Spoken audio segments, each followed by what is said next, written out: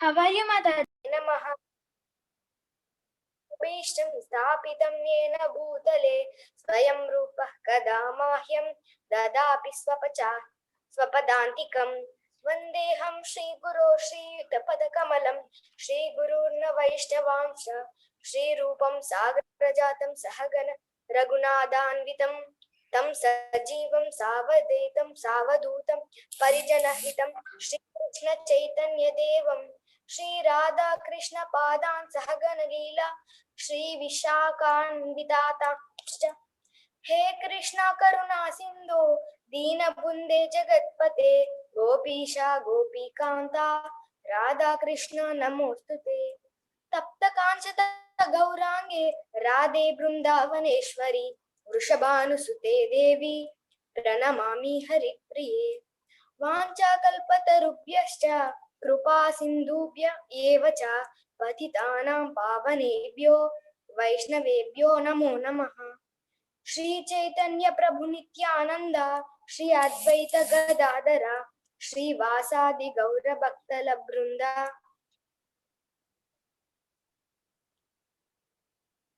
माताजी अंते हरे कृष्ण चपना हरे कृष्णा कृष्ण कृष्ण हरे हरे हरे राम राम राम हरे हरे हरे कृष्ण हरे कृष्ण हरे Krishna Krishna Krishna Hare Hare Hare Ram Ram Hare Hare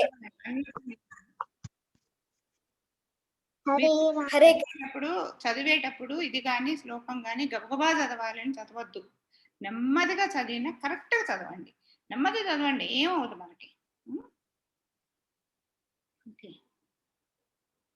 okay Mataji. Hare Krishna. Hare Krishna. Okay, actually ఈ ప్రేయర్లో ఫస్ట్ స్టాండ్ మనం ఇప్పుడు గురువు గురించి నేను ప్రేయర్ చెప్పలేదు. Hare Krishna. I pray my pranamas to my Siksha Guru, Bhargovind Prabhuji, his Guru Radhana Swami, and the founder Acharya and the great visionary, the great enlightened soul, the Guru behind all this kind of sessions, which can give us some enlightenment. His grace, A.C. Bhaktivedanta Swami Srila Prabhupada Variki, na pranamalu. Hare Krishna. Hare Krishna. మనం ఇవాళ గురువు గురించి చెప్పుకున్నాం కదా నిన్న. అర్థమైందా గురువు అంటే ఎలా ఉండాలి, ఏంటి, గురువు యొక్క లక్షణాలు అన్నీ అర్థమైంది కదా మీకు. తర్వాత ఏంటంటే ఇప్పుడు మనం ఒక ప్రేయర్ చెప్పుకున్నాం కదా, ఆ ఫస్ట్ దాంట్లో చెప్పుకుంది ఏంటి, ఓం మనం ఫస్ట్ చదివింది ఏంటి, ఓం అజ్ఞానతిమిరాంధస్య జ్ఞానాంజలి శలాకయా చదివాం. చక్షుర్మిలితం ఈయన తస్మై శ్రీ గురవే నమః అని చెప్పుకున్నాం. దాని మీనింగ్ ఏంటంటే మనం చేసే ప్రేయర్లో కూడా ముందు గురువుకు ప్రే చేస్తున్నాం. ఇప్పుడు ఆ ఫస్ట్ 2 లైన్స్కి మీనింగ్ ఏంటంటే, I offer my respectable obeisances unto my spiritual master who has opened my eyes which were blinded by the darkness of ignorance with the torchlight of knowledge. ఇప్పుడు మనం చెప్పుకుంటున్న ప్రేయర్ మీనింగ్ ఇది. మీరు prayer నేర్చుకున్నప్పుడు meaning కూడా నేర్చుకోండి. మనం ఏంటంటే మామూలు చదువుకుంటే వచ్చేది మెటీరియల్ జ్ఞానం, కానీ మనం have to go to English kada, sorry. So in the normal material education, what we normally learn is material education, but here what we are learning is spiritual education. Our eyes are closed with darkness. We don't know what is real light, what is real enlightenment. We really don't know all that. So I think Mataji has posted that in its. So we don't know what it is. So that enlightenment a spiritual guru gives. So we are offering our first pranamas to the spiritual guru. That is what the meaning is. Okay, now I shall start my presentation.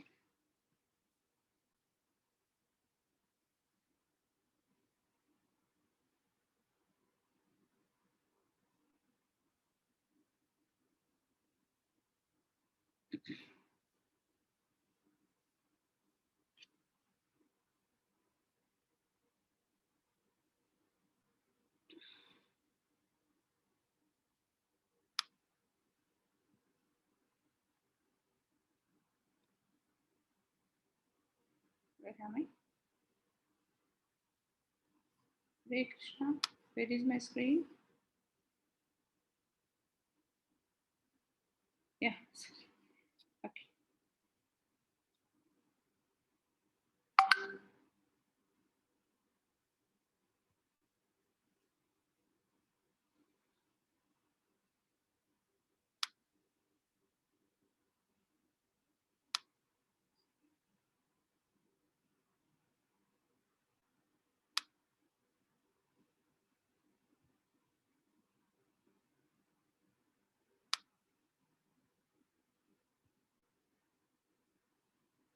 Yeah. This is where we stopped yesterday. So all of you know what I am going to show today. So yesterday, what did we learn? We learned what is the importance of guru, who should be a guru, what are the qualities of a guru, and we even learned about the varna system of our, as mentioned in our scriptures. We also learned that there are only 4 varnas, and our scriptures does not mention anything about the caste systems, and that the varna system is not based on our birth but is based on our qualities. Will be placed on our qualities. So that's how it goes. So so only if we can always upgrade our varnas with our behavior. And we have yesterday heard a lot of stories. Yesterday class was full of stories. Okay, we learned that the best way to get a knowledge is by sabda pramana. Sabda pramana means we can learn the knowledge from our guru, because our guru is already an enlightened man, and there is no point in reinvesting the wheel, like again searching for knowledge, but we can always take it from the guru. And the qualities of guru also we have learned. We also discussed that, I don't know whether I've told you this, like the difference, any knowledge these days, how it has become is, if you want to know something, just type in Google, we get the answer. But we get the answer. There is no proof that whatever Google says is correct, because whatever information any person feeds into Google will be displayed there. Even unknown, less knowledge people, if they just if we realize something and just put it there, we read that, and then we always think, oh, in Google I got this information. What we have to understand is that Google gives only information, and the information need not be correct, but the way these scriptures and the guru brings transformation in us. You, all of you know the difference between information and transformation. The material education does not normally change our gunas, but so the spiritual education will take us into sattva guna. From there, when we realize, and then normally even the material education, if we learn properly, and with all this, we go to sattva guna, and then we approach a guru with the sattva guna. We have to approach the guru with the sattva guna, not with arrogance, not with rajoguna, which says, I know everything, I am the boss. With that kind of an attitude, if you go to Guru, we can't learn anything. We should go in Sattvaguna, and then we will learn. That's how it, that's what we have learned yesterday. Okay, so this sloka, all of you are ready to say, who is going to read this sloka? Ataji, unmute somebody.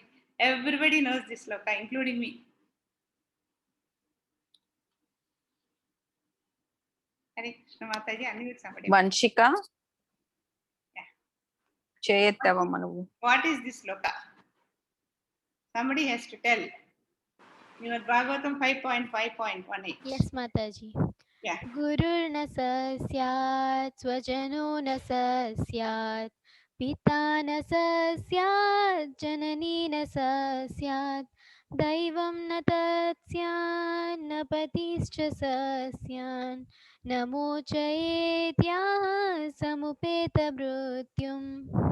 Excellent, Siri. You have read it beautifully. Basically, as Prabhuji always says, if you learn the sloka like a song, the way Siri has sung now, we won't forget. Like the songs which we learned in our childhood also we remember. But the lessons which we learned in our childhood, we don't remember. Because we learned it as a lesson.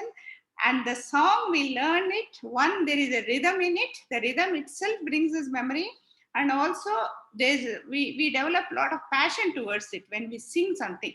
So when you learn songs, slokas, why I am putting the what do you call this audio also is one, to pronounce correctly and to learn it in the same rhythm in which it is posted. Don't put your own rhythm. Try to learn it. Excellent, Siri. You have read it beautifully. And meaning, who is going to tell? Harshit, do you want to go for it? Harshit, if Mataji shows the meaning, he'll read. No? Somebody has to tell me the meaning. It's there? Huh? All Okay. the else. Brunda?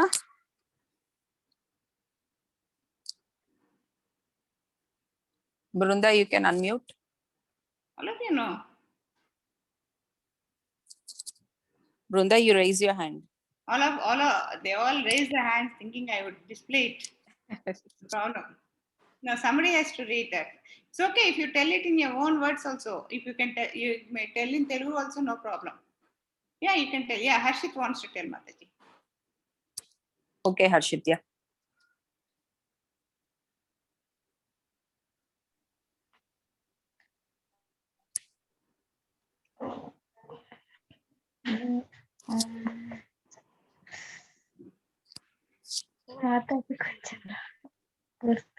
Amma prompting is there.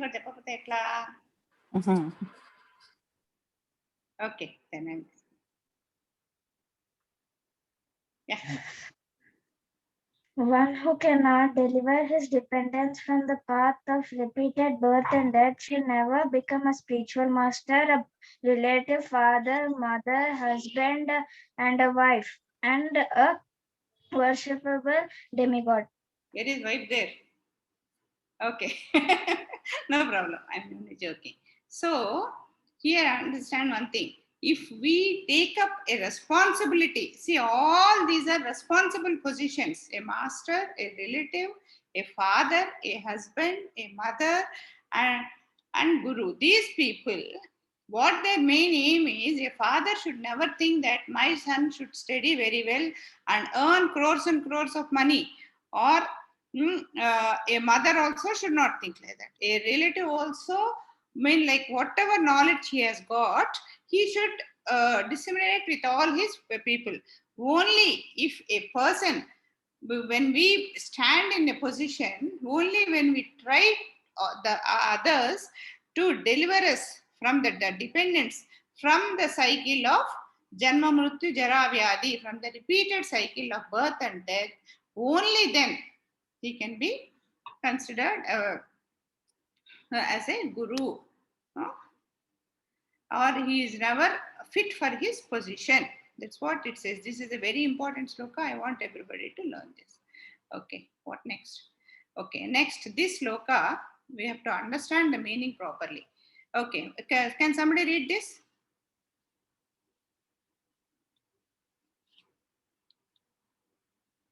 Shrinika? Guru Brahma, Guru Vishnu, Guru Devo Maheshwaraha, Guru Sakshat Param Brahma, Tasmat Shri Guruve Namaha. Very good. Okay, so the meaning. Mataji? Somebody else, not you.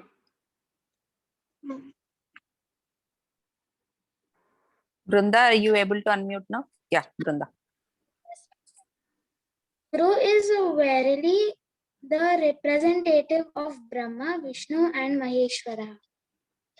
He creates, gives us, sustains knowledge, and destroys the weeds of ignorance. I salute such a Guru. Yeah, here, till very recently, I mistook the meaning of this sloka. Guru Brahma, Guru Vishnu, Guru Devo Maheshwara means I thought that Guru is like Vishnu, like Brahma, like Maheshwara. That means Guru and what do you call it? Brahma, Vishnu, Maheshwara are same. This is what I was thinking. And Guru Sakshat Parabrahma. That means Guru is nobody else but Parabrahma. That's what means. Guru is Brahma. That means Parabrahma. Tasmai Sri Gurave Namaha. So that means I salute to such Guru. So I was always thinking Guru is also another God. But only recently, from my Siksha Guru, once when I was saying this sloka, he stopped me. He said, "What did you understand from this?" I told the same thing. He said, "No. How can Guru is a human being? How can you call him a God?" Then I said, because he is giving me knowledge. That means 100 people will give you knowledge. Where all the 100 people become gods, this is where we always get confused. Like somebody gives us some help. It can be a real serious help. A doctor really saves us. But we call him doctor, you are so great, you are my God, you are like God. Somebody gives us a glass of water when we are really thirsty. We immediately say, you are a God. Any help we receive from anybody, immediately we correlate them to God. This habit we should stop. Somebody giving, we should be grateful to them, but we should never get the impression that they are gods, because this is a very dangerous thought. This is not only spoiling our mind and belittling God, but also belittling God. Yeah, belittling God and wrong understanding. Like here, this sloka, the meaning is Guru is Varsili means Nijanga, the representative of Brahma and Vishnu Maheswara, because whatever knowledge Krishna gives, who will transfer the representative knowledge? The representative will transfer the knowledge. He gives us sustained knowledge and destroys the weeds of ignorance. He is not, he is Guru Sakshat Parabrahma. He gives the knowledge, but like he is like Brahma and gives us the knowledge. Tasmai Sri Gurave Namaha. So we should always be clear that Guru is the person who takes us to the God. So we should be grateful to him for that. But we should never think that Guru is God.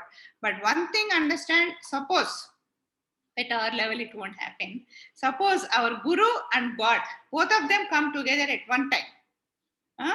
Then whom should we pray first? We should pray. Normally, after I explained this sloka in this meaning, immediately the answer, what will you give the answer? You will say we should pray God. No, we should pray Guru first. Why? Because he is the person who has taken us to God. He is the person who has introduced us to God. So when Guru and God, if they are there, we should first pray our pranamas to our Guru, thank him for the help he has done, and then we should pray to Krishna. That's how it should go. Now, we'll understand. 1 minute.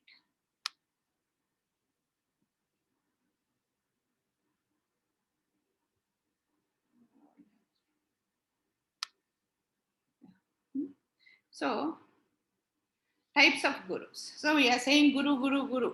So types of gurus. How many types of gurus are there? As far as we know, we think there's only one Guru. Guru means Guru. So how many types of gurus are there? For the first Guru is Vartamana Pratyakshaka Guru. The second one is Siksha Guru. The third one is Diksha Guru. What is the difference between these three gurus? This also we should be clear. The first one is the person, he need not do anything. He will only show us that you go to such and such place, he will get knowledge. So the person who guides us towards the... Is there something else I can help with? He's the person who guides us towards the Guru is the Vartaman Pratyakshaka Guru. He need not be a knowledgeable person also. Suppose we newly come to Hyderabad, we don't know where to go, so we are just simply going. What happens is, we just ask the auto driver, where should I go? What are the places to be seen? Then Then that man's the auto driver says, Mataji, in Abbots there is a temple, ISKCON temple, you can go there, that's a nice place. And so, okay, because the auto fellow is telling, I go there. And after going there, suppose I connect myself with the God there, I connect with the environment, I connect to all this. What is this man did? He may not be a believer also. Just because he knows everybody is going there, he has said, you go there. That is the place you should go. So that man is called, he comes into the first category. That's what it is. The second category is Siksha Guru. This is the person who gives us the spiritual knowledge, spiritual master. He is the spiritual master who gives us instructions for elevation. That means from this master, now we go to the temple. Now we are at, what do you call it, Abbots temple. When we go there, there is always, as per timings, there are always preachings going there. We go and sit there. We liked it. So every day we go and listen to the preachings there. The person, whoever is teaching, he is called a Siksha Guru. Siksha, all of you know what is Siksha.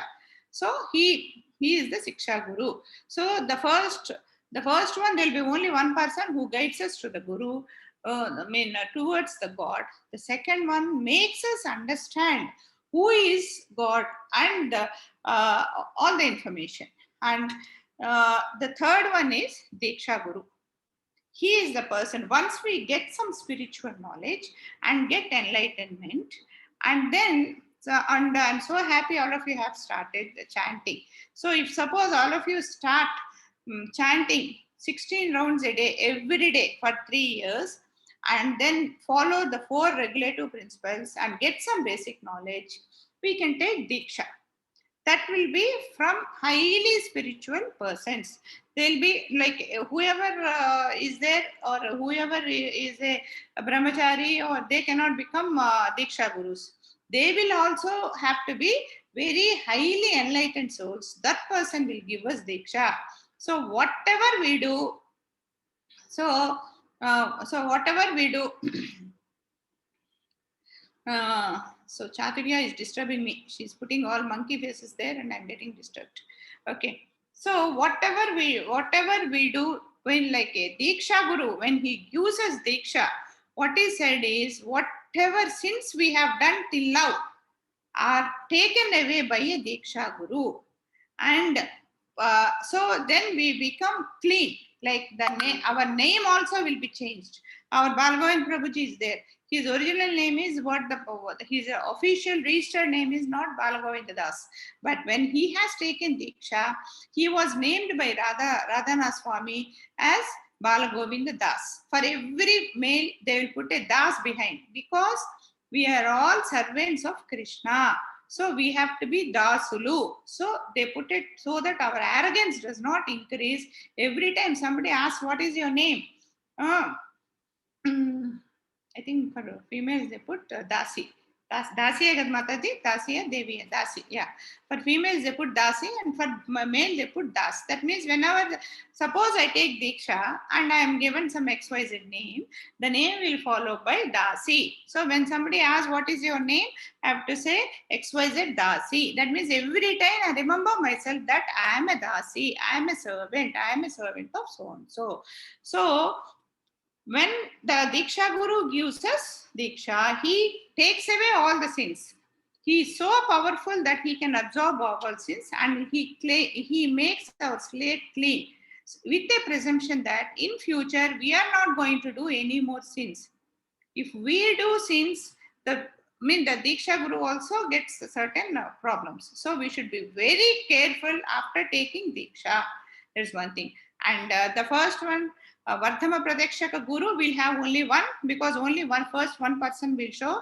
And Siksha Gurus, we can have any number of Siksha Gurus. Wherever we get good knowledge, or we can take all from, we can keep getting, like we have science teacher, social teacher, maths teacher, but everybody must be from the same parampara. That is important. We we can have any number of Siksha Gurus, but these Siksha Gurus must be from the parampara. And Diksha Guru also will be only one. I'll just ask a small question. Siri, what am I to you in these three?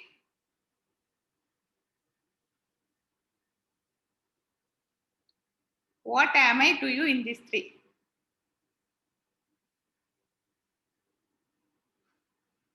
No. Why? There is a reason why I have asked Siri. No. Harshit can easily answer. For Sahiti and Siri, there is a little problem to answer this. That is the reason why I have asked them. Whether Sahiti or Siri, anybody can tell. No, I am not your Siksha Guru. It is, see, basically when you are not into the slokas or into this direction, it was me who has asked your father or your mother to join you in the sloka group. So that is where you got connected to ISKCON. So later I can become Siksha Guru if I am knowledgeable. That's a different story. But who is your Vartama Pradakshaka Guru? If somebody asks you, you have to tell my name. That way. That is what it is. A knowledgeable person can always become a Siksha Guru. I might be, I might not be. That's a different thing. But for Harshit, when he raised his hand, I didn't tell him. Why? Because it is not me. But in a way, Harshit also. Because I introduced Anusha to this thing. And in turn, Anusha introduced Harshit mother.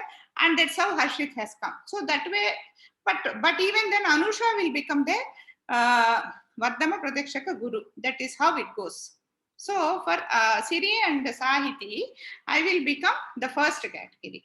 And people who have joined newly into this group, whom I don't know before, if I am able to teach them something, and if they are able to get some knowledge from me, for them I will become a Siksha Guru. Okay? That's how it goes. That is the difference. Just to explain you the difference. First, I am the first category to Siri and Sahiti. That's how it is. Okay. Okay. Did we finish? Okay. No, not yet. So about gurus, Guruvu means Guruvu. The other name for Guruvu is Acharya. Acharya means the person. Acharinchevadu. That means the person who follows is called Acharya. Actually, even when Lord Krishna, even though knowledge has come from Lord Krishna, when he has come to this material world, even he went to Guru for some time and learnt. He knows, but because he has come as a material person, he does it. That's how it is. And also we should be very, very clear who real gurus are. This is one very important and very crucial point which all of us must be very alert. So as I told you, the guru should take the responsibility to take us back home, back to Godhead. It is not that suppose we just switch on the YouTube channel and go to Google and search. Suppose a person comes and then gives a beautiful lecture with which we have gained some little knowledge of Krishna or some knowledge of somebody, and we consider him as guru, and that's it. And later he has no responsibility on us, nor we are not connected with us. And we should always be in touch with the gurus. That way also, Diksha we have to take. Why we take Diksha from a live person is, and a live person, and means a person who is on this earth, who can answer our doubts, who can who can guide us, who will punish us, who will show us the way. He is Guru, not a person who has already gone. The person who has already gone, a person like who, physically not here, Krishna can be God, but people who have left are left. They can never become gurus. He has to accept that. Okay. Here we have to be very careful that Guru is not God, and Guru is different, and God is different. And Guru is a person who brings Krishna to our life. And he is the person who can punish us first and also excuse all our mistakes. He is the person who gives us all the spiritual knowledge. And he is the person, he is like a doctor. Like a doctor gives treatment, different kinds of treatments to different patients, depending on the disease we have. So a guru also need not treat all the students similarly, because mean, like every person will have a different problem. And also we should never think that why I need a guru, I can as well connect to Krishna. That is not wrong. You want to buy a vehicle, you can't. Yesterday Amarendra Prabhu told why we need a guru. He has told the candle example. Actually, our memory is so bad. At least my memory is so bad. Yesterday, when I was telling that story, that from where I have listened this story. But 1 week back, I have downloaded Amarendra Prabhu's lecture. So because of 1 week time gap, I thought it is not. I never realized that it was his version. So when we want to buy a vehicle, suppose you want to buy a Maruti car, you know. Even if you know somebody in Maruti showroom, even if the Maruti owner is your friend, you have to buy the Maruti car, go to the showroom, and then buy it in the showroom only. You can't directly buy it from this factory. That way, you can't directly connect to the Krishna. We should only get connected through a guru. And that's it. And also one more thing, okay, this I am not doing, so I don't know how much eligible I am. Actually, I should do, but okay. And when we really become the bhaktas or believers of a system, we should follow it. And when we get into this system, or if you see all these ISKCON devotees, we see the tilak. And even I love to wear the tilak, but why I am not wearing is there's no reason. It's only excuse whatever gives us also. Recently we started one satsang about it before lockdown. So out of over this thing, whatever tilak I had in my house, I just took it and gave it in that satsang. And then the lockdown came and there is no tilak in the house. But whatever it is, it's a mistake. At least we should wear a tilak, and especially when we are into devotional service, daily also we should wear. To tell you bluntly, why a tilak? Why a tilak? There is a street dog on the road. If the dog has a belt, nobody will touch the dog. If the dog does not have a belt, municipality fellow will come and take, which means the belt shows that the dog has a owner. So if we wear a tilak, it shows that he is a believer of Krishna. Somebody looks at our face, immediately when they see the tilak, they remember Krishna. That's also it, also sort of service only. You are bringing Krishna into their mind and heart. Oh, these are Krishna devotees. Enough. One Krishna has come into his mind. Maybe he'll sit there permanently. So wearing a tilak is also very important. The sanctity of the tilak is these two lines. What we put here are the footprints of Lord Krishna. And here we put a big white this thing. That is nothing but Tulasi. That means Tulasi at the foot of Krishna. That's what it is. It's simply like a dog bells. I'm really sorry for not wearing a tilak, but every one of us should wear a tilak.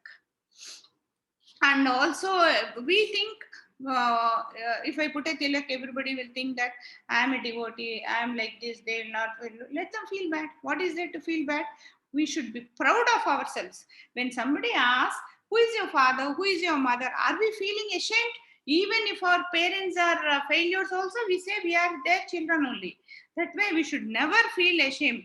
And a question which always bothers me is, when we go to US, immediately we change our dress style. I really don't understand why we change. Like when we go to office, we go on with even the ladies go with a pant and shirt. Why they should go? When a lady from US comes to India and works, is she shifting to sarees?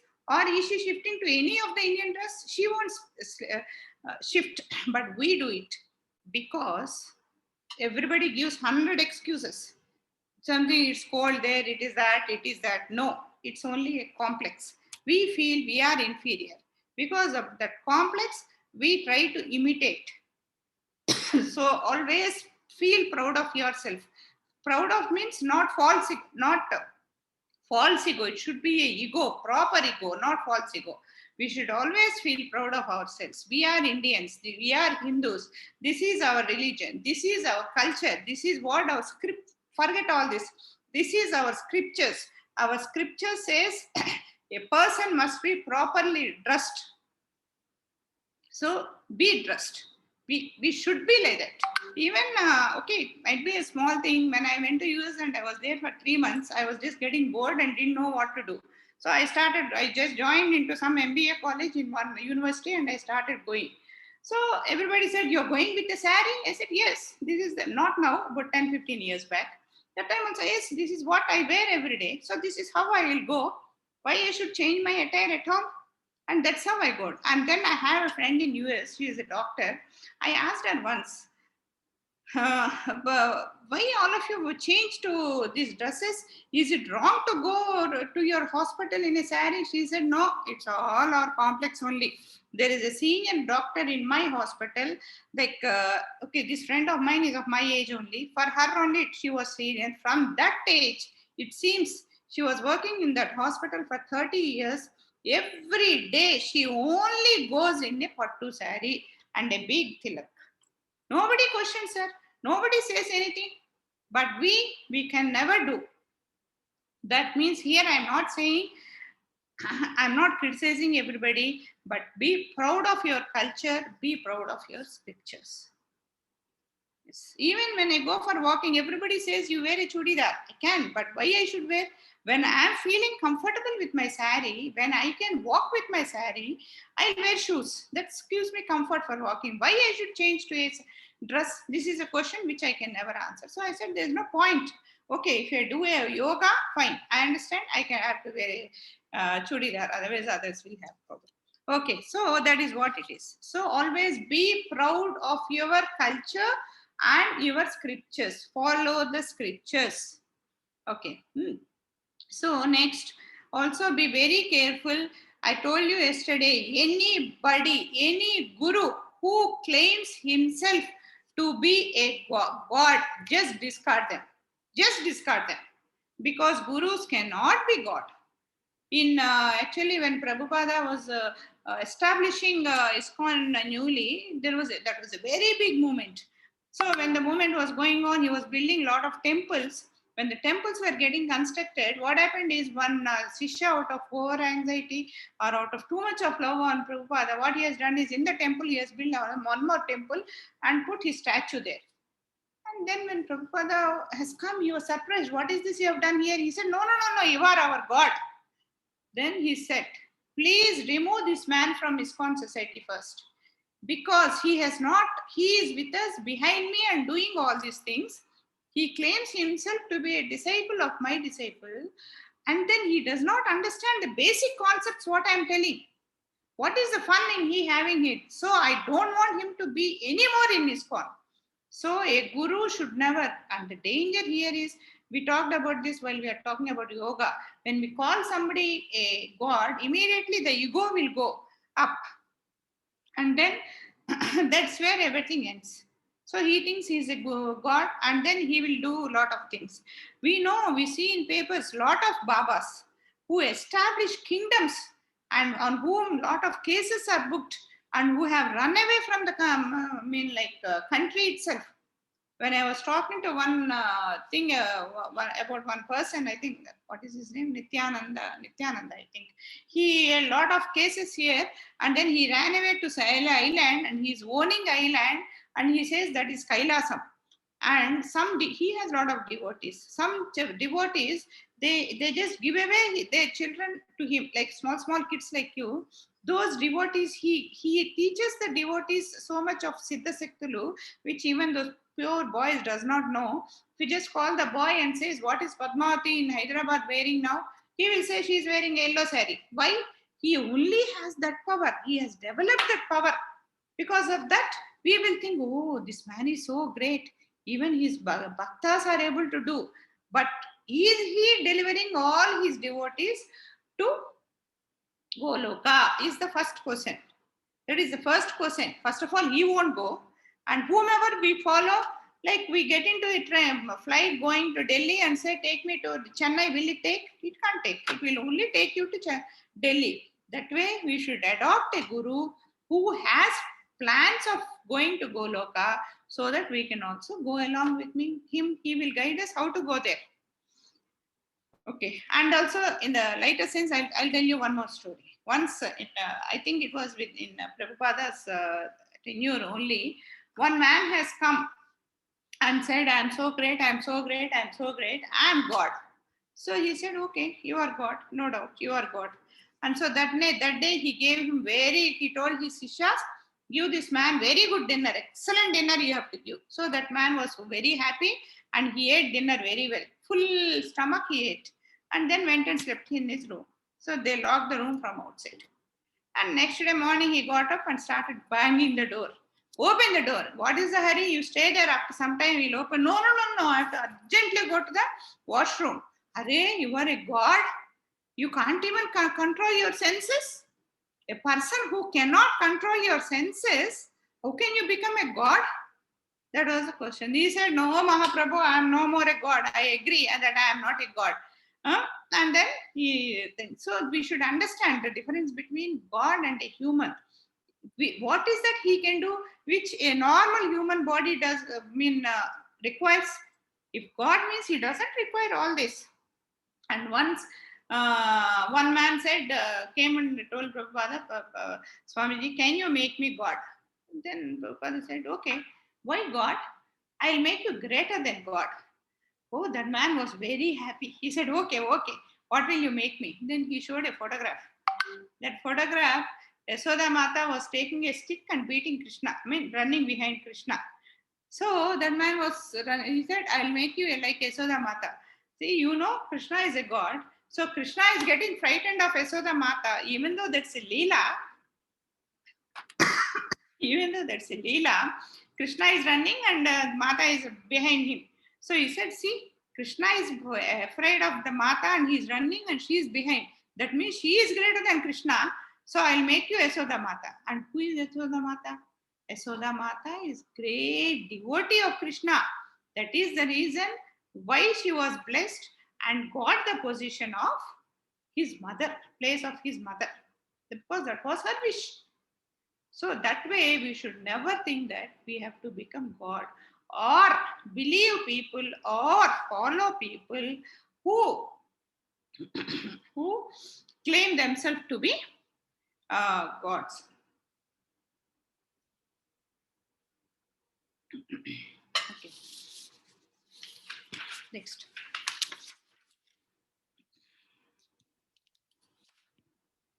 And also, actually our session is about scriptures and Guru.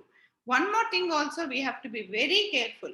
When we listen to a lecture or listen to a point, we should listen to the point from the beginning to the end.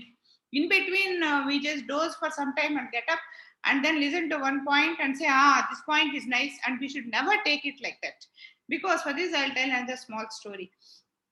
One day in every place, it can be a mosque, it can be a church, or it can be a temple, there should be good preachings, talk good about God. So in mosques also it happens. So I think they are called mochis. I think mochi only, the person, he gives good lectures. So every day one cobbler used to go there and he used to sit and listen to the stories. So what happened is, in between, one day he just dozed off for some time and got up and then continued listening. So after that he stopped coming. So this man was wondering why this man is not coming. So he didn't know. So one day he met this cobbler on the road. Asked, "Arey Bhaiya, why are you not coming to the class?" He said, "Guruji, why I should come? In the class you only said you need not come to mosque anymore. That is the reason I stopped." Then this man was confused. When did I ask you not to come to mosque? He said, no, on such and such day, you told this. Then this man recollected. What is that this man told? He said, the Quran says, don't go to mosque without washing your hands and legs. So what did this man do? He just slept for some time and he just did not listen the importance of washing the legs and hands, and then just left it off. And he only heard that the Quran says don't come to mosque. And so he started following that. So most of the things, I will tell you why I have told this story. Also later, actually I should have told this later. Okay, so that is how it goes. So we should be very careful while attending this, okay, that's one thing. It's 4:30, okay.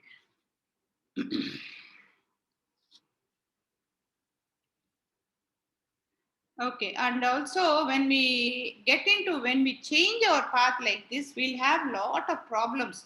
Like lot of our old association will go. Lot of people will discard us. We should never become sad about it. One thing we should do is we should try to bring them also here. Otherwise, just leave them here. We'll have new friends and other things. And yesterday, okay, yesterday when I was telling about Varnas, I don't know whether I have told you this. Like we have a class called Untouchables. We had, now it is not there. Actually, why they were made untouchables was a big question. That is the biggest problem for all our Hindus and for our country. They are untouchables. They are kept outside the village. They are doing this. Why they were kept untouchables also? Actually, I think I missed that point yesterday. That's why I'm telling you today. Why they are made untouchables is in God's creation, all are safe. There is no doubt. All are safe.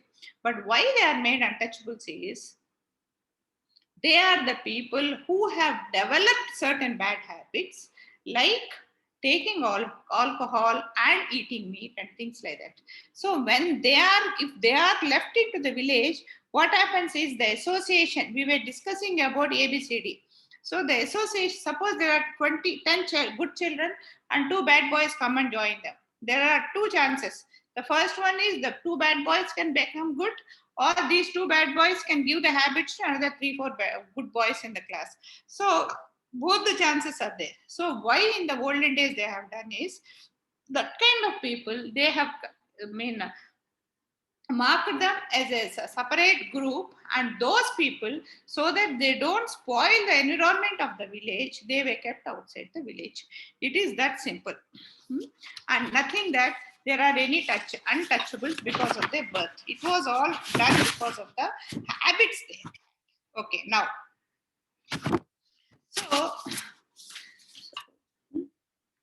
so now again coming to run a country smoothly, does one require a constitution? Do we require a constitution? Yes, good. Yes, Mataji, good. So we require a constitution. So does all the countries have constitutions? They have. So this is US Constitution. It was written, and this is Indian Constitution. This is Canada's Constitution. That way, to run a small, like why I said small is, when we compare to the size of the creation, total creation, what is the size of a country?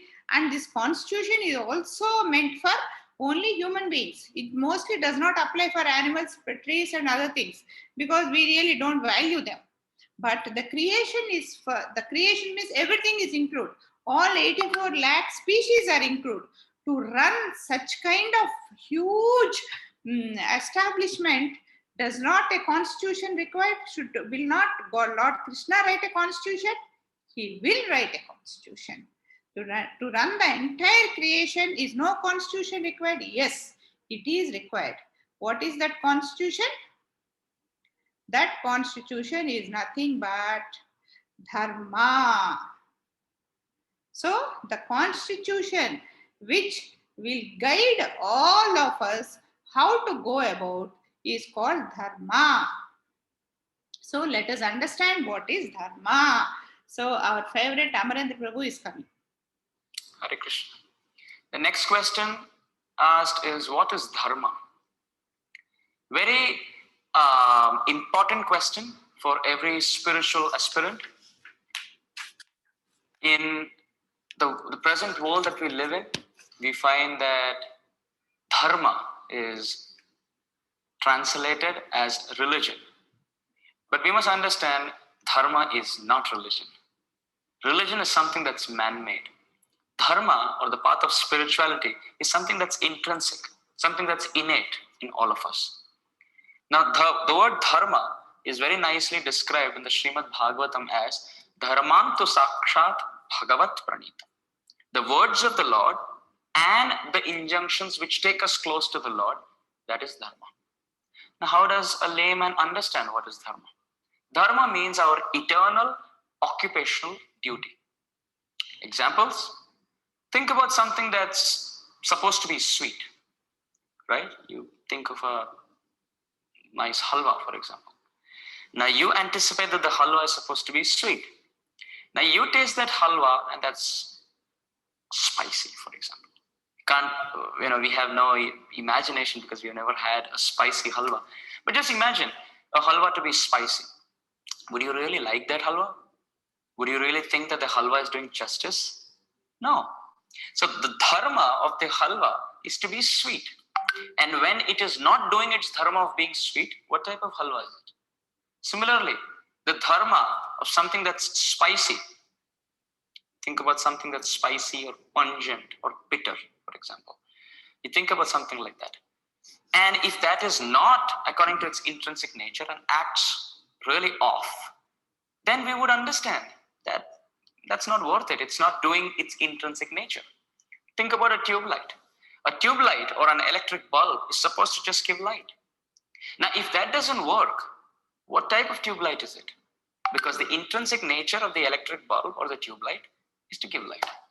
So similarly, the intrinsic nature, the natural, innate nature of every living entity is described in the Chaitanya Charitamrita as Jivera Swarupa Hoy Krishnera Nityadas. The eternal occupational duty, the intrinsic, natural, innate nature of every living entity is to be the loving servant of the Lord in a very transcendental relationship with the Lord. Now, when we don't do that, or when we don't situate ourselves on that platform of being a servant of the Lord, or being in this very wonderful, loving, transcendental relationship with the Lord, then we are not doing our dharma. And those who don't do their dharma, they are never happy. Now, nowadays, people find this dharma to be religion, and they say, Hindu dharma, Islam dharma, Christian dharma. But very interesting point to note is dharma is intrinsic. The path or the so-called religions, we could say, are made with time. And they are for different sections of people. They follow different faiths. But the point of being spiritual, the point of humility, the point of tolerance, the point of unending compassion, the point of loving everyone equally, that's spiritual life. And this path of loving the Supreme Lord and being an empowered, compassionate instrument in his hand for the upliftment of society, this is dharma. So therefore, we must do our dharma. We have to connect or reconnect ourselves with the Supreme Lord by hearing about him and chanting about him. When we do that, when we serve the Lord, then we develop this vision that the Supreme Lord is instrumental and situated in everything in this world. Therefore, naturally we love. But if we don't do that, what happens is that our desire or our inner nature to serve exists, but we are not doing it for Krishna. What happens? We end up using our eternal occupational duty of serving. We use that for dogs, for cats, for relatives, for friends. And then because you're using the right attitude, the right service, but for the wrong person, we find we are always unhappy. Sometimes we are happy, sometimes we are sad. But true dharma or eternal occupational duty for every living entity could be an animal, could be a microbe, could be a demigod, or could be a fortunate human being. It's the same. To approach the same almighty absolute truth, Sri Krishna, and preach this beautiful path of loving transcendental devotional service to one and all. And this is dharma. So I hope that helps you. And this understanding is what we have to share so that we don't fight among different religions, but we actually unite. We unite in the similarities and we respect the differences because ultimately we are all children of God. Hare Krishna.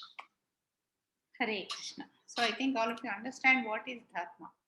So a chili has to be spicy, sugar has to be sweet, and a human has to be in service of Krishna. The dharma of a human being is. Anybody asks you, what is your dharma? Serve Krishna is my dharma, because only by devotional service, only by the real devotional service, we can go back to Godhead. This is what it is. So, Srimad Bhagavatam 1.2.6. Somebody read this.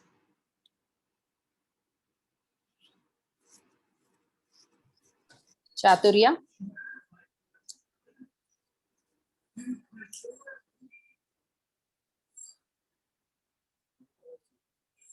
Okay, Charan Sai. Hare Krishna Mataji. Yeah, Charan Sai. Go ahead. Savai pumsam paro dharmo yeto bhaktir ade adoksaje ahaityukta apraitikthata hata yayatma suprasiddhati. Okay, somebody read the meaning. Akshaya. Yes, Mataji. Yeah, go ahead. The supreme occupation dharma for all humanity is that by which men can attain to loving devotional service unto the transcendent Lord. Such devotional service must be unmotivated and uninterrupted to completely satisfy the self.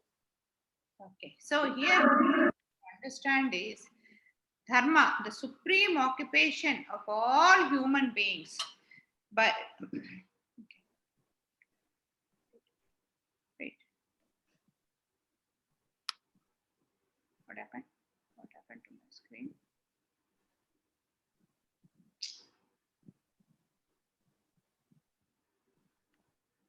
What do I do, Mataji? My screen went up somewhere. It's there, Mataji. It is there. Ah, okay, yes. No, it just like Okay.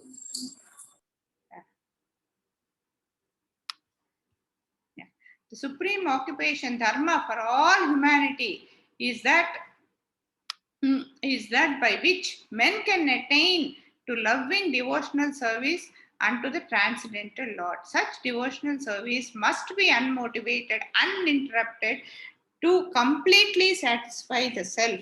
So the dharma of a human being should be such that, because by doing that, we can attain the loving devotional service onto the God. It should be, such service should be unmotivated, uninterrupted. That means there should be no motivations behind, like I'll get a very good name, or I'll earn a lot of money, or I'll become very famous. That kind of no motivation should be there. It should be only service of God. I mean, service can be in any ways. So whatever Krishna pleases, that we can do. That is the service of God. And uninterrupted. Now I want to hit some of you. Like most of you started chanting. Yesterday, many of you have not posted that you have done chanting. That means already interruption has come to your chanting. So it should be an uninterrupted to completely satisfy self. So what is important is our dharma, the dharma of a human being should be love. We should spend our life in the loving devotional service towards Krishna. The dharma of a human being is only service. We are here to serve God. That we should understand. And that should be unmotivated and uninterrupted to completely satisfy the self. So now we'll talk about the 4 pillars of dharma. The 4 pillars of dharma are this satyam, truthfulness. That means we should always be truthful. What these are, we'll understand. Satyam, daya. Daya is merciful, compassion. Tapak means austerity, doing all means services to God, and Saucham is purity, for cleanliness. What are these? We have to understand. These are the 4 pillars of the which we have to follow. We have always been studying about all this. So the regular principles are established upon these 4 pillars of religion: truth, austerity, cleanliness, and mercy. These are the 4 pillars of dharma. We should understand this. And also we have, okay, I have slipped here. We also said why a constitution is required. Why it is not required? It is required when to run a government, when a constitution is written. Why a constitution should not be written for running the total universe, the total creation? What is wrong in it? And here, there, for this, in the constitution, or you want to get an admission into the schools, are they giving admission to everybody? Normally we say religion. Why all this? Why I should follow all this? Why you should not follow all that? Why you should question all that is the point here. Because if you want to get an admission into a school, are they not seeing your qualifications? Are they not asking you to follow certain rules? Only we follow that, we get it. Somebody says you come, when you go to the temple, go in a what do you call, in a traditional dress. We object. Why I cannot go in a short? Why I should wear a half sari is what we question. Suppose your school, college says you cannot come in a short to your so college. Are you not going? Why are you not questioning them? When you go to the temple, they say you cannot come in a short knickers or anything. The same when he goes to the office, they say you come in a suit, 3-piece suit. Is he questioning them? Why I should come like that? What is wrong? Here also he is covering, there also he is covering his body. Wow. Why the difference? That is what we take religion for granted. We don't respect. For putting these kind of rules in the office, they have their own reasons. Similarly, the putting this kind of restrictions in the temple rules, they will have their own reasons. This is how, see, when we see somebody in such dress, oh, this man is a software engineer, he is wearing this, there is a badge, he is working with so and so company. So similarly, when we see the attire of a ISKCON devotee, especially men, immediately we just look at him and say, oh, he's from ISKCON. What is wrong in it?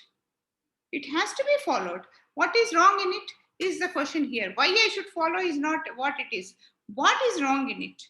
When we have to be proud of our beliefs, we have to be proud of what we are doing. Only then we can do a wholehearted work. Otherwise, we can never do a wholehearted work. Like also, when we follow something, dharma or something, what we have to do is 24/7 we have to follow it. Because it will be like an elephant bath. Elephant bath means the elephant, what it does is, it takes bath for 4 hours. It just goes into the lake, stands there. It has a beautiful fountain. It just keeps water, putting it on his head, and it takes a very clean bath. What does it do afterwards? It just comes out, and then it just rolls in the mud. What is the use of taking bath? That way, when you believe something is right, when you say on this day this has to be, should not be done, on any day it should not be done. If why we can do something on this day and why we should not do it on this day? What is so great? The same sun is rising, the same sun is setting, everything is same. Physically, if you see, if you just remove the calendar, can you differentiate between this day and this day? You cannot differentiate. Then why should there be any behavior, any change in our behavior is what we should question ourselves. So for other devatas, we allowed simple day, but for Krishna, all 7 days are Krishna days. That we should not forget. So all 7 days we have to do chanting. That is the thing there. And like ISKCON, why I should claim that I am in ISKCON, this thing, why not? Somebody says, why anything, any group formed together, we can put it a name. We can just say, I am a member of Kids Gurukul group. What is wrong? Are you not a member of Kids Gurukul group? You should feel proud of it, unless you are not happy with what you are not learning here. If you are happy with what you are learning here, you should feel proud. Say, are you in? Yes, I am a member of Kids Gurukul group. That way we should proud of what we are doing, and we will be proud of that only when we wholeheartedly believe it. I feel very proud to say that I am a ISKCON member. I feel very proud to be, I am also a member of Lions Club. I feel proud that I am a Lions Club member. 24/7, I can do that service, I can do this service. We should never think that we are only these days I will do. That way we should be very clear. So we should always say I am Kids Gurukul group members, which is a small portion in the drop of ISKCON group. And then we have our own rules and regulations, like don't post that in the group, don't post this in the group. We have our own rules. Okay. Dharma means duty. Duty. What kind of duty should we follow? We should follow the duties as per the scriptures. Shastra means it's a discipline. How the way of life, how we should lead our life is what is told in the Shastra. Dharma is given by Lord Krishna in the scriptures, because scriptures we have been all saying it is coming from scriptures. So similarly, the scriptures are given by Krishna. So the Dharma has come from Krishna. So who is the supreme personality, who is the Godhead. So when he has told us, you lead your life like this, we have to lead our life like that only. And duty, what is duty? Here the duty also, it varies from responsibility to responsibility. Like a father, your duty is different. A mother, your duty is different. Friend, your duty is different. A daughter, your duty is different. You cannot say that here, this is my responsibility to bustle with everybody. I'll behave in the same way. We should not say. And in the office, we go as per appointment letter. Appointment letter, this says you do this and this and this. You cannot say I'll go and do some other work. You have a responsibility. We have to do as per that only. So even here also, as per Dharma, we have to live like that only. The topmost Dharma is knowing God, establishing relationship with God, and developing loving relationship and serve God. That is what love should be all time uninterrupted.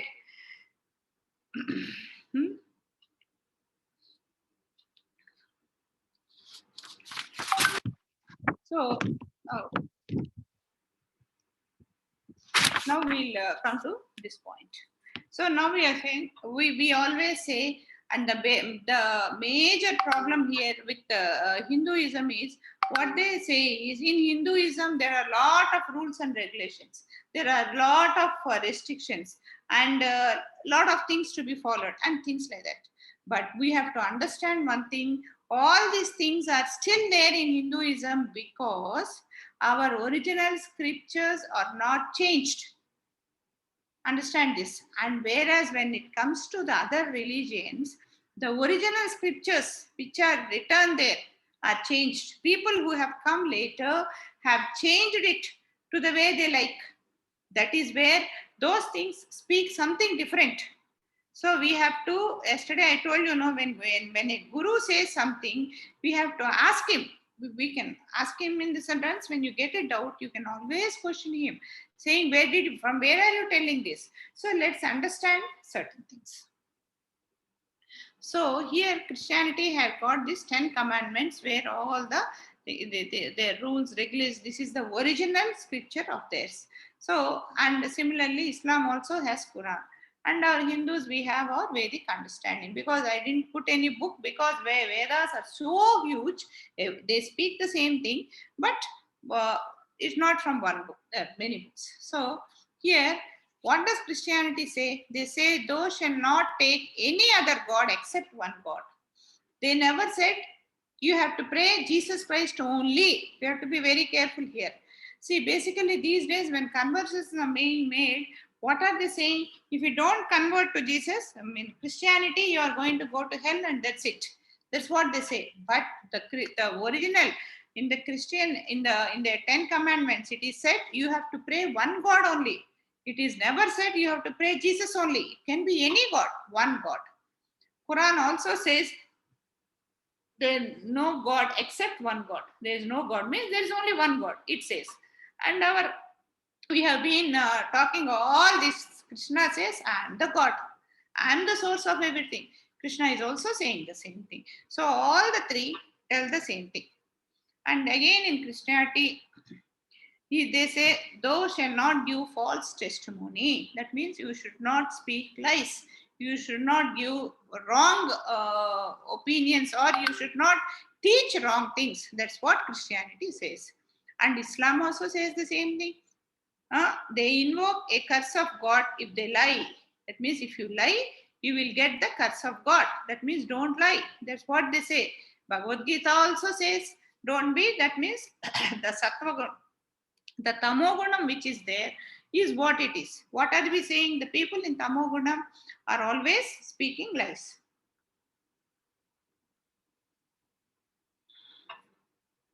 So here Christianity says, thou shall not kill. So the original Bible says, should not kill. What does it mean? I need not tell you. Islam means, what is that? We first remember jihad, kill, do, mean, what you call those bombs? Human bombs. Just try a bomb and go kill yourself and kill everybody. That's how they say. But the Islamic, the original Quran says, if anyone has killed, it is he who killed everyone. I mean, that is their language. But this is in the book, in Quran, in the 5th chapter, in the Sabda, like in Bhagavad Gita, we say 2.27, 3.59, we say no. Like that, Quran also has divisions. There it is very clearly said, you should not kill. Similarly, what is our Krishna saying, poor man? Patram phalam toyam. So he is only asking for that. He is not asking for chicken biryani and mutton palav. He is only asking for this. So, thou shall not commit adultery. Don't do illegal things. It's very clearly said in Christianity. Similarly, Islam also says, do not come near adultery only is what they said. And you know what all things are happening in there. And Hinduism also, we know. But I did not write Hinduism because we have been talking about all these days and there are too long lists. That's the same thing. Thou shall not cover thy neighbor's wife. That means that is adultery only. So it says, thou shall not keep Sabd holy. So shall keep the Sabd holy. That means in Christianity, this main point, they say, keep the Sabd holy. That means, what is Sabd? The holy name. Keep the name holy. That means they want to consider the name Christ, Jesus, or whatever it is as holy. That means you talk only that name is what they are saying. And in Islam, what are they saying? When the call for Friday prayers, remember God and leave your business. That means everything is immaterial. Only when the prayers are called, you have to do only prayers. That means you have to do prayers. They are not asking you to do anything else. Just leave everything and do prayers. That's what it is said. And Hinduism also, Krishna says, worship me. Simple. Hare Nama, Hare Nama, Hare Nama Kevalam. Hare Krishna, Krishna Krishna, Hare Hare. Hare Rama, Rama Rama, Hare Hare. Everywhere they talk the same thing. So in all these things, they are giving the same thing. You should understand. Everything, every religion talks like that.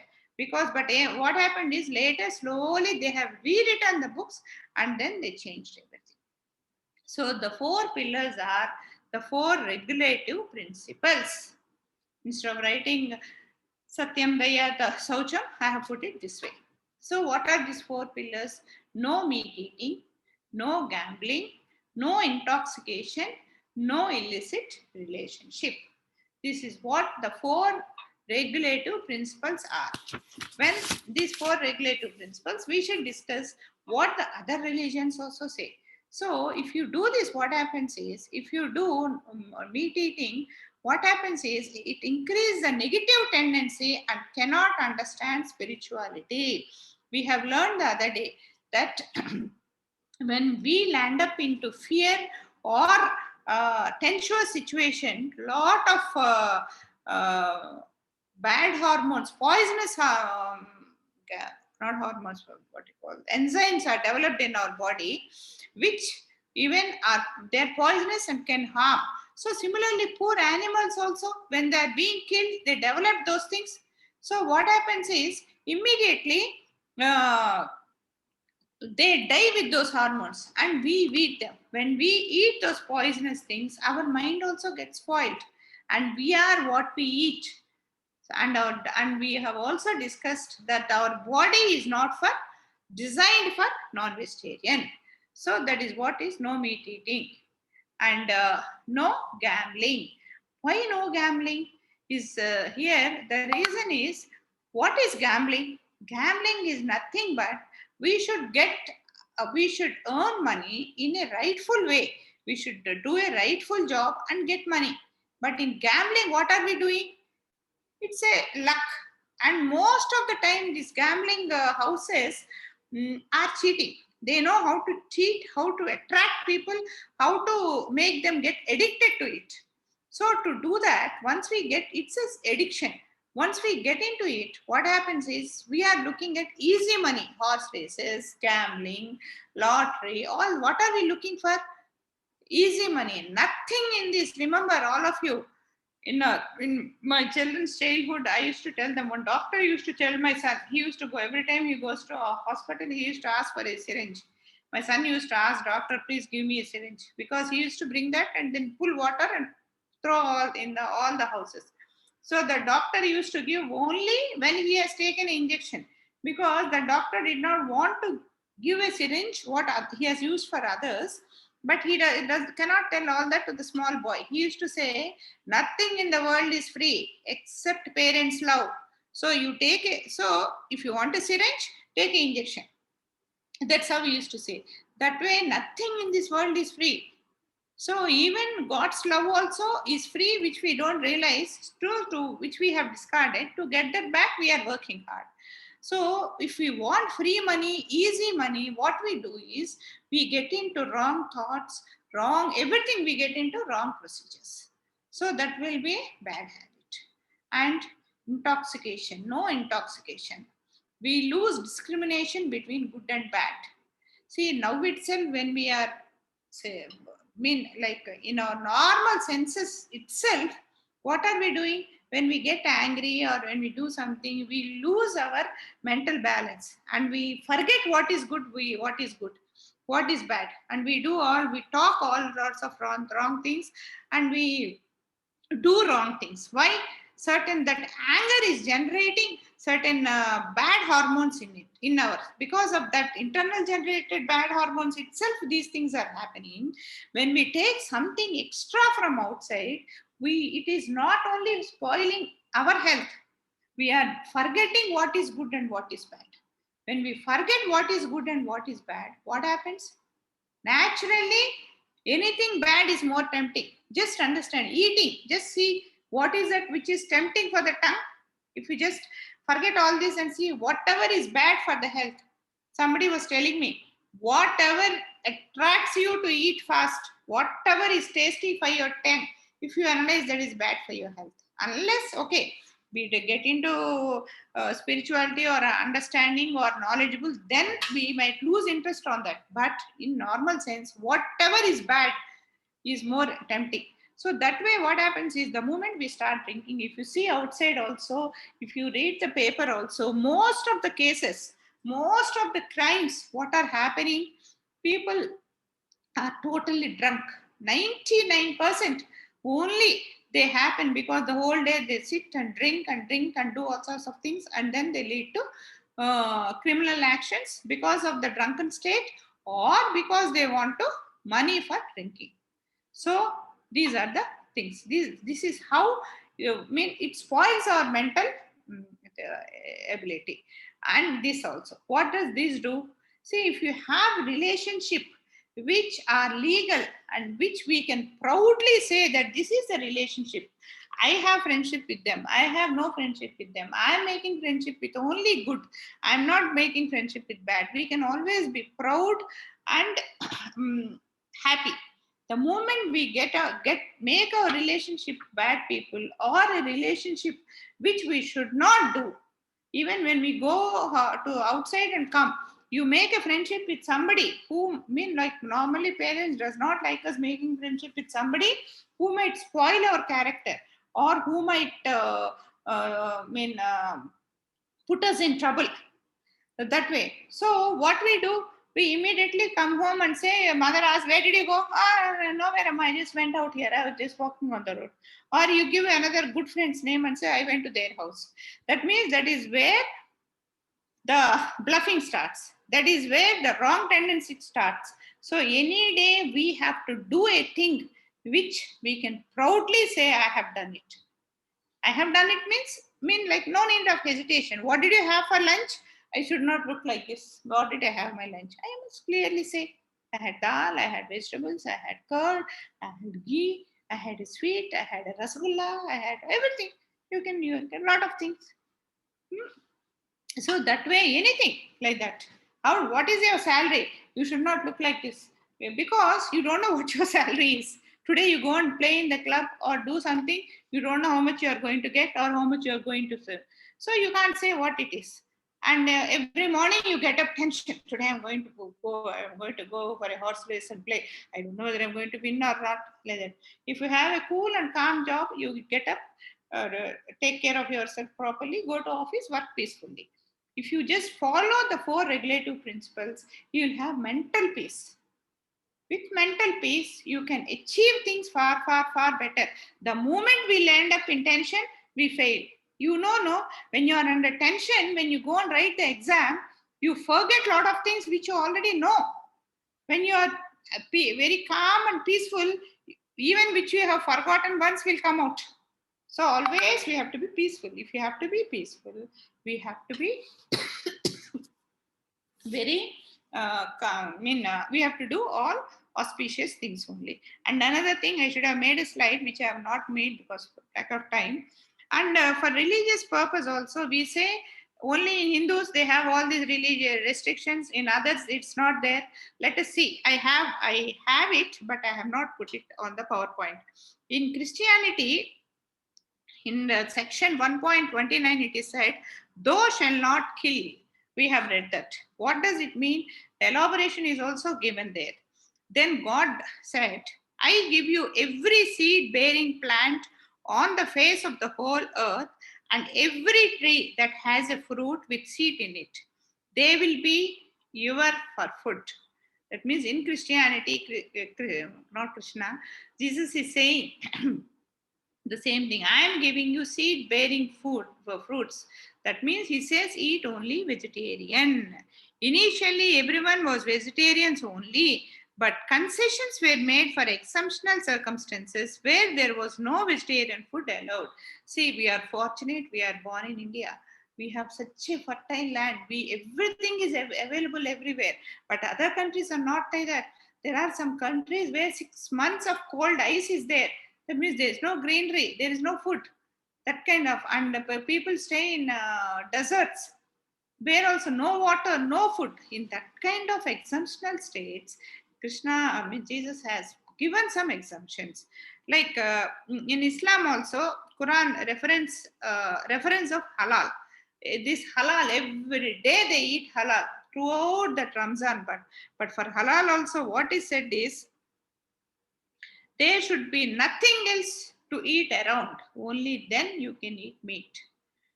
You have to kill the animal. No mention of buying. They say if you want to eat an animal, you cannot buy that just because you have. You have to kill the animal with your hands. How many of us eating meat can kill the animal and eat? Somebody else kills. We are comfortably eating. But you have to kill it with your hand. You have to make the animal, you have to take the animal to mosque. You can only eat a goat, no mention of cow. You have to cut the goat into 7 pieces and take only one home. Distribute rest to similar people. You have to slice the neck to the first remove. Okay, leave all these very horrible things. So what he said is, the first line is important. There should be nothing else to eat around. Only when there is nothing else to eat around, you can eat a goat. That is what is said in Islam. And also in Christianity also, once what they say is Christ has asked us to eat fish. He has not asked them to eat fish every day. He has very clearly said, eat fruits and vegetables. Well, once when they were traveling, they went to a place where it was totally full of ice and nothing to eat. Then he said, okay, you eat fish now, because there is nothing else to eat. That is not giving a license to eat. Like when we get a disease, we take medicines. But every day, if you start taking the same antibiotic, what will happen? We will finally lose our health. That's the best thing. See, this medicine has given me, I got corona, I got treated with this medicine. I'm so happy with it. And if I start taking the medicine, even after the corona is gone, what will happen to me? It should be very clear. And our Vedic Hindu principles say, Markandeya Purana allows eating. There should be nothing else to eat around. Here also the same thing. You have to kill the animal. No mention of buying. You have to take the animal to Kali temple, only that too on a Amavasya night. As we discussed the other day, in the previous life, if we were a lion or a tiger, unfortunately came to this life, that previous tendency what we carry, sometimes some people cannot stop. So to control that, what happened is, it is not like this, going to the shop and getting a lot of meat, putting it in the freezer and every half an hour take it and eat. What they said is, only on a Amavasya day, you have to take a goat. That means the goat cannot be bought. You have to grow, grow is a wrong word. The goat must be from your house. That means it also grows along with your children. So such a goat, you have to take it to the Kali temple. And then, and then there, on a Amavasya night, you yourself have to cut it and then eat it. And here in Sanskrit, meat means mamsam. All of you know about it. Mamsam means eat me. Mamsam means eat me is the meaning. Mam means eat. Sa means me. That means while cutting the goat, what we have to do is, this is very clearly given in the scriptures. We have to go and tell a mantram in the goat's ear. What does that mantram say? Those days they knew Sanskrit, so they understood the meaning of the mantra.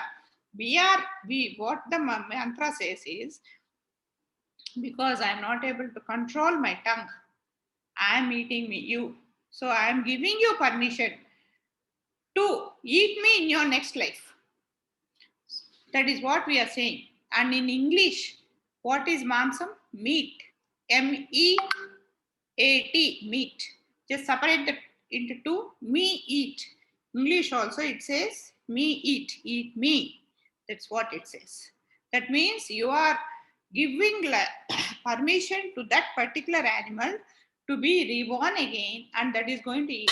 That means how many ever non-vegetarians we are going to eat in this life, so many lives we are going to take, and then surrender ourselves, sacrifice ourselves to the animals. That's what it is.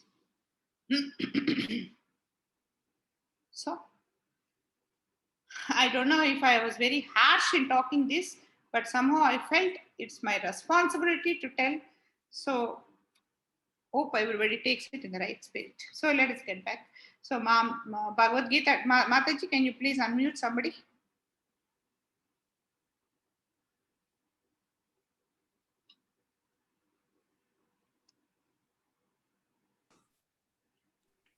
Kaivalya? Yes, Mataji. Yeah, go ahead. Dhyayato visayam pumsam sangaste pajayate sangat sanjayate kama krodha bijayate. Hare Krishna, Mataji. Hare Krishna. So now one more sloka, Bhagavad Gita 2.63. Yeah, somebody please read this. Yes, Mataji. क्रोधात् भवति सम्मोहः सम्मोहात् स्मृतिविभ्रमः स्मृतिभ्रंशात् बुद्धिनाशो बुद्धिनाशात् प्रणश्यति.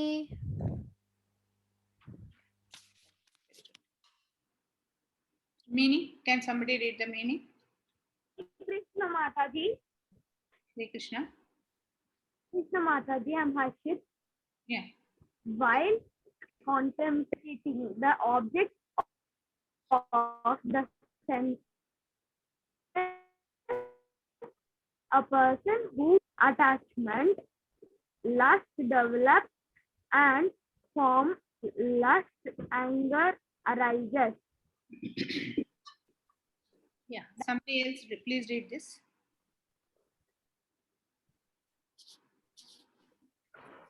Sharan Sai. Mataji. From Yep. anger, complete delusion arises, and from delusion, bewilderment of memory. When memory is bewildered, intelligence is lost, and when intelligence is lost, one falls down again into the material pool.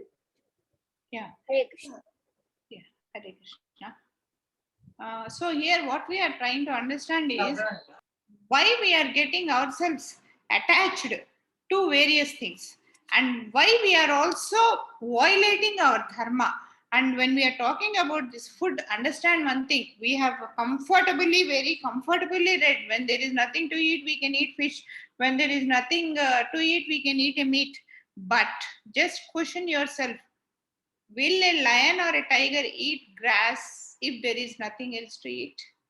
It will starve itself to death. Will a cow or a goat eat non-vegetarian if there is nothing else to eat? This is the question we should ask ourselves. Okay, here, here in the slokas, what we understand is because of the attachments we make in our lives, that is the root cause for all the mistakes we are doing. Just because of the attachments, if you can just detach us from the attachments and then keep us elevated at a position and see, and then half the mistakes what we are doing, we will not be doing. Because of the attachments, we want our children to live a very luxurious life. So we have to earn money. So how do we earn money? We do gambling. And very unfortunate thing is, I know a lot of people of my age who does not eat non-vegetarian but serve to their children. Why? No, my children should not miss anything. They are ready to stop because it's over love. They know it's a mistake. That's how the attachments make us think wrong. And when we have attachments and when there are some disappointments, we get anger. From anger, the complete disillusion, like we become like a drunkard. We lose our memory, we lose our thought. The angry people and drunkards are no different.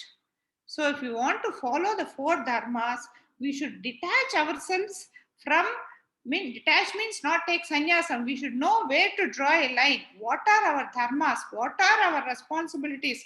We have just now said in every character there is a dharma, like father, mother, daughter, son, and all that. We should know what are the limitations, and we should only get attached to that level, and beyond that we should keep ourselves away. Then we won't get angry. And when memory is bewildered, intelligence is lost, and intelligence is lost, and again we come back to Janma, Mrityu, Jara, Vyadhi. So this is, 5 o'clock, right? So this is where we have come to our first screen. Does all of you remember this screen? Every day I show this screen. So where did we start? For the first sloka. What was the first sloka? Where did we start? Can somebody say the first sloka, what we learned? The first sloka.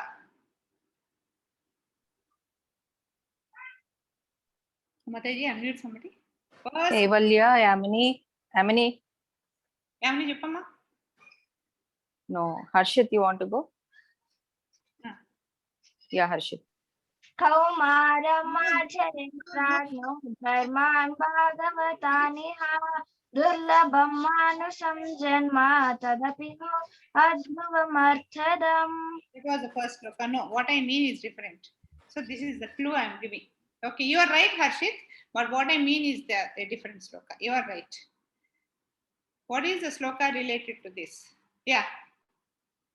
Mataji, somebody else. आहार निद्रा भयमैथुनं च सामान्यमेतत् पशुभिर्नराणां धर्मो हि तेषो अधिको विशेषो धर्मेण हीना पशुभिः समाना. Yes. So if you don't learn what is that sloka, it says if you don't learn what is dharma, we are no different from animals. So at least I hope I am at least 5% in successful in telling you, in making you understand what is dharma, how to understand dharma. This was our session. In the first 2 days we learned who am I, and we understood we are soul.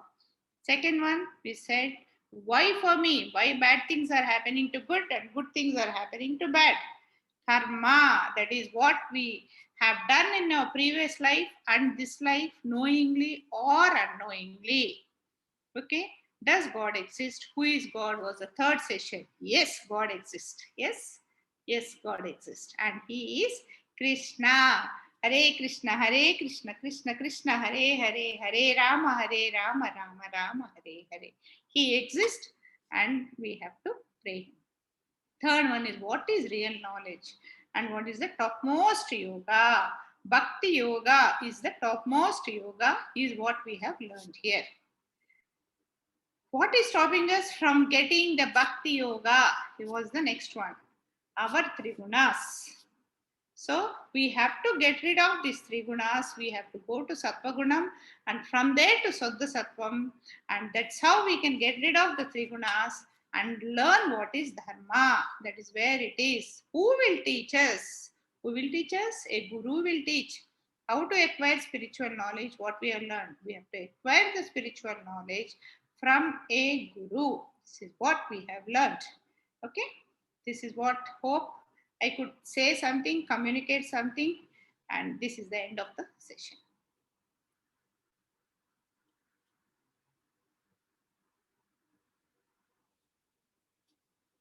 Hare Krishna.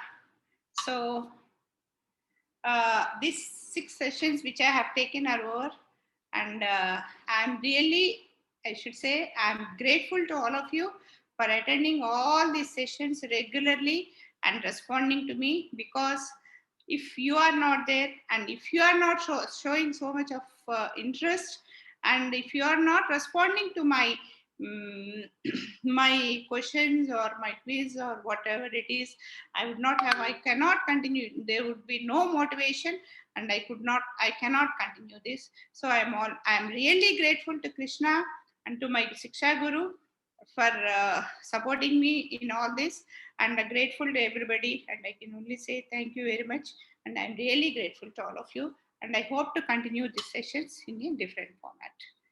Okay, so this is where these 6 sessions are ended, and once again thank you very much for all of you. So next week Palwan Prabhuji is going to come. Meanwhile, we are going to evaluate all the things, attendance which is more than 90%, and 100% attendance also will be definitely considered.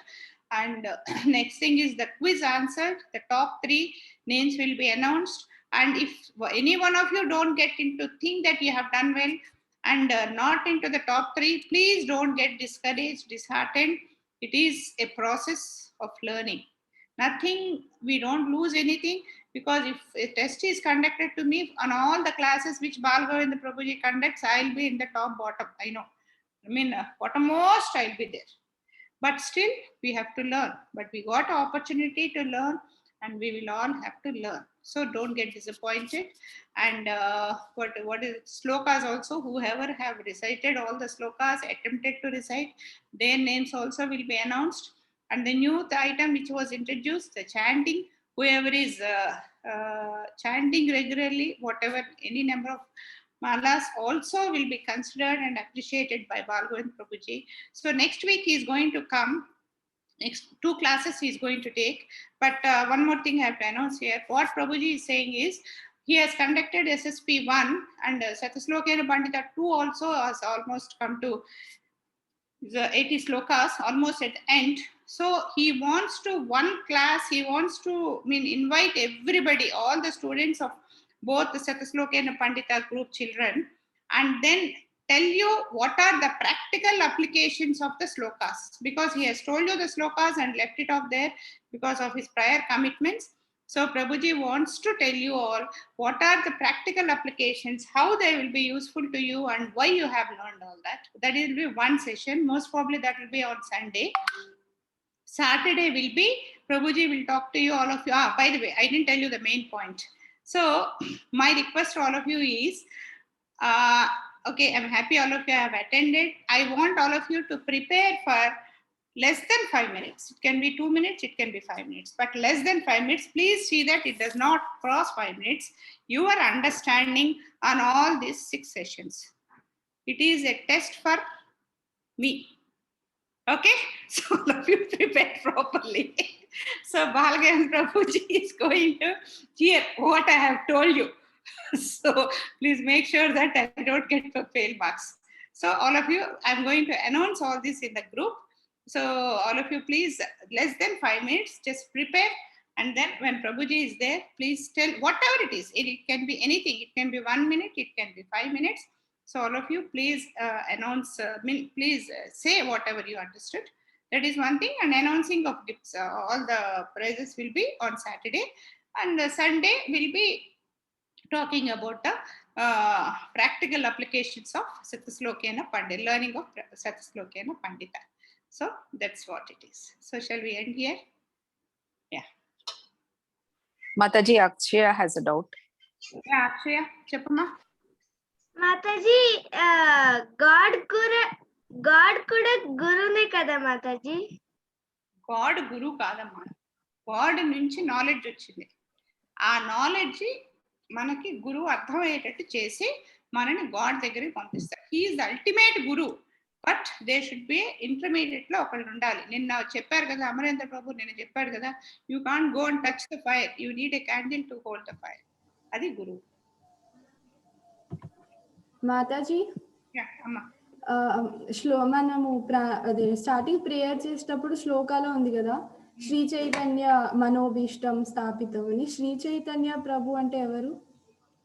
He is nobody else other than Krishna. I'll take one day one class on Sri Chaitanya Prabhu. Okay. Krishna ఏంటంటే very very అమ్మా, కృష్ణుడు కృష్ణ అవతారంలో అట్లా otherwise devotees ఎంత enjoy చేస్తారో కృష్ణుని పూజ చేస్తా, chanting చేస్తా కానీ ఇంకోటి చేస్తా కానీ. సో కృష్ణుడికి అనుమానం వచ్చిందంట, భక్తి చేయడంలో ఏంటి వీళ్ళకి ఆనందం, let I want to enjoy this feeling also అని చెప్పి he comes as Sri Chaitanya Mahaprabhu 500 years back. So he was here. He is the one who has established అంటే ఈ నామ సంకీర్తనని పాపులరైజ్ చేసింది శ్రీకృష్ణ చైతన్య ప్రభు. He is Krishna. And normally కృష్ణుడు ఎప్పుడు నల్లగా ఉంటాడు. So and Radharani beautiful colour, బంగారం అంటే బంగారపు రంగు కాదు, when gold is melted it has a beautiful yellow shine. ఆ షైనింగ్ కలర్ లో ఉంటారు Radharani. So Radharani is no different from Krishna. It is the female potency of Krishna.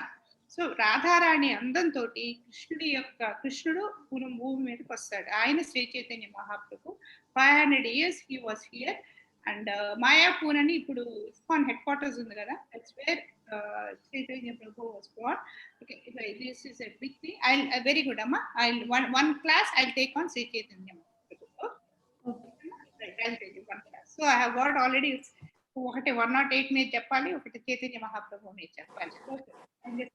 Nice, thanks. Okay అమ్మా. యామిని అడుగమ్మా. యామిని డౌట్లు ఉన్నాయి, చెప్పమ్మా. మాతాజీ అది ప్రార్థన ఫస్ట్ లో చెప్తారు కదా మాతాజీ, అది సెండ్ చేయాలి మాతాజీ. వాళ్ళు మళ్ళా చేశారమ్మా. నేను శ్రీనికి అడిగింది, చాలా మంది అడిగారని చెప్పి ఇవాళ మళ్ళా పోస్ట్ చేశారమ్మా. నువ్వు గ్రూప్ లో ఉన్నావు కదమ్మా యామిని, ఇవాళ చేశాను చూడు. ఇవాళ శ్లోక విత్ మీనింగ్ చేశాను మన గ్రూప్ లో, కిడ్స్ చేశానమ్మా. చరణ్ సాయి హరే కృష్ణ మాతాజీ. హరే కృష్ణ అన్న. అంటే మనము ఏమంటే ఎవరంటే హరే కృష్ణ మహామంత్రం 108 times 110 times చెప్పాలా? మరి అంటే దానికన్నా ఎక్కువ సార్లు చెప్పద్దా? చెప్పమ్మా. 108 times చెబితే ఒక రౌండ్, ఒక మాల చేయడం. ఒక మాల చేసామని పెడుతున్నారు కదా గ్రూప్ లో మీరు, అంటే 108 times చేసినట్టు. దాన్ని ఇంటూ ఎన్నిసార్లు చేస్తే అన్ని మాలలు చేసినట్టు. 108 times.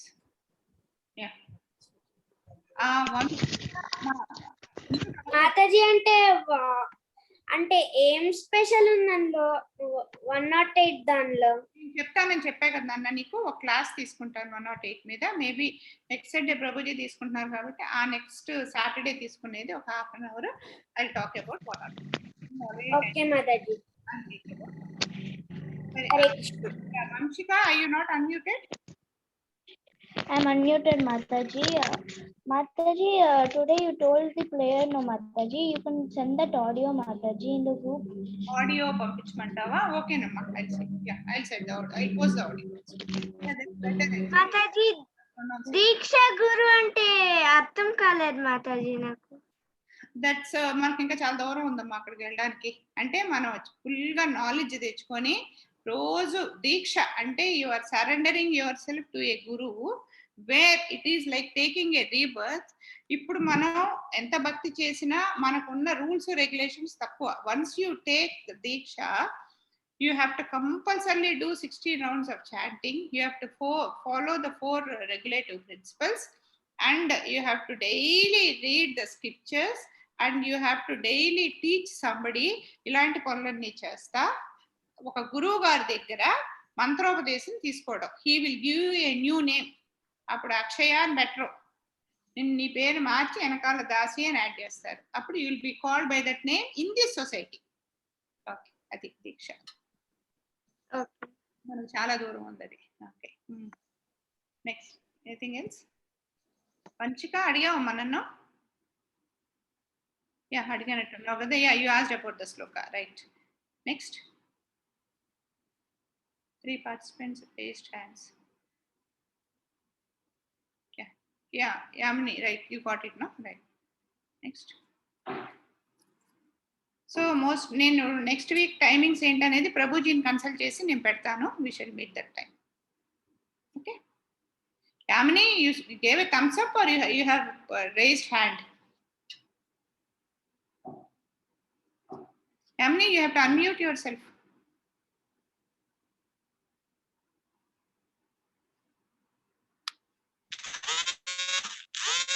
Mataji, You can lower your hand. Yeah, Akshaya, చెప్పమ్మా. అక్షయ కాదు, యామిని చెప్పమ్మా. ఏం లేదా? ఉందా? అవునా?